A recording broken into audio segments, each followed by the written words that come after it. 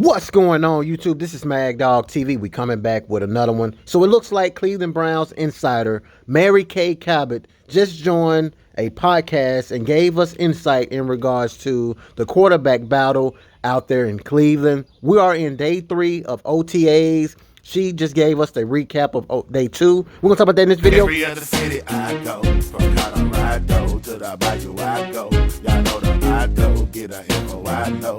My people know it's Mad Dog TV, let's go. To every other city I go. From Colorado to the Bayou I go. Y'all know the motto, get a info I know. My people know it's Mad Dog TV, let's go. To every other city I go. From Colorado to the Bayou I go. Y'all know the motto, get a info I know.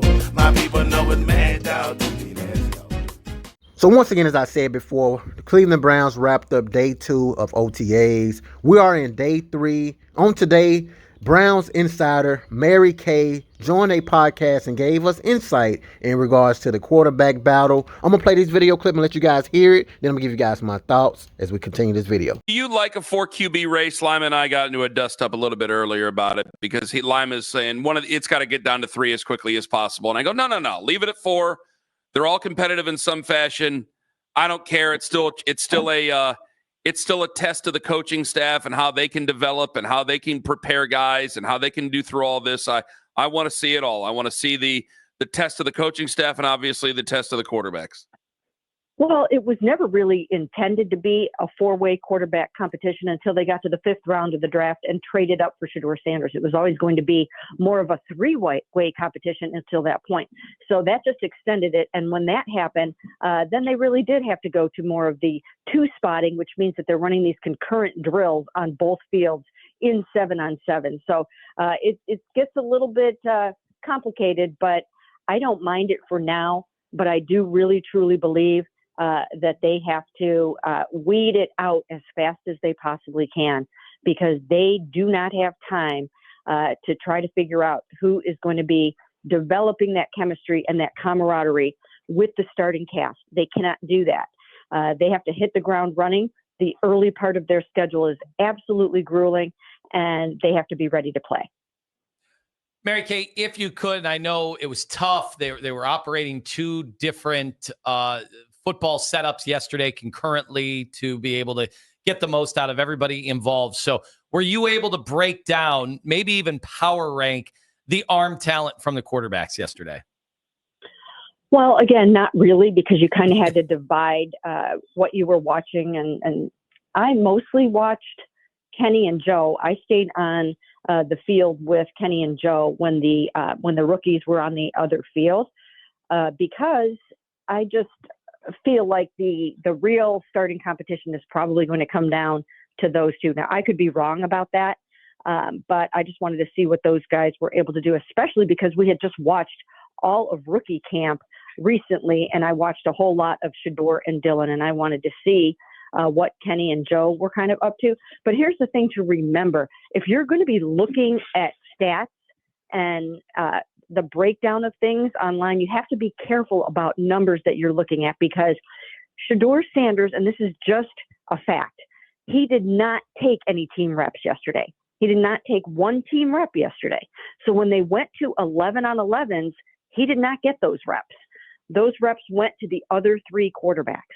So you just really have to take with a grain of salt when you're seeing breakdowns and numbers. Now, the way that I wrote my story is that I figured people wanted to know what Shedeur was up to, and he was basically the 4th-team quarterback yesterday, which I've been saying all along that he would do that they would have Joe and Shedeur as 3 and 4 or 4 and 3, and that's kind of the way that it's going to go.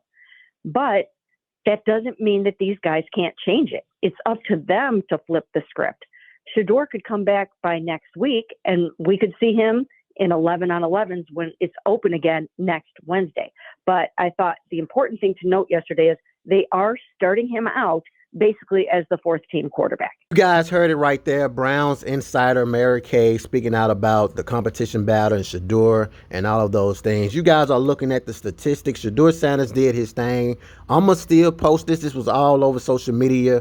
Everybody pretty much raved about Shedeur doing his thing, and she stated that he didn't get any team reps or 11 on 11 or any of those things on yesterday, which is fine because at the end of the day, Shedeur Sanders is taking advantage of the opportunity that he's given. He will get that opportunity to get into the 11 on 11. It just seems like this woman here does every single thing she can to diminish Shedeur Sanders. I just don't understand it. I don't think it's fair. I don't think it's right. But unfortunately, she is the Browns' quote-unquote insider. So anytime she says something to give us updates, I have to give you guys the updates. So, man, I just hate that she is the Browns insider because, man, the way she does these things and how she putting it, man, in my personal opinion, is absolutely BS. She knows she's seen what Shedeur Sanders did on yesterday. She's talking about she looked at Kenny Pickett and Joe Flacco and didn't pay attention to the rookies. That's BS. If you are a Browns insider,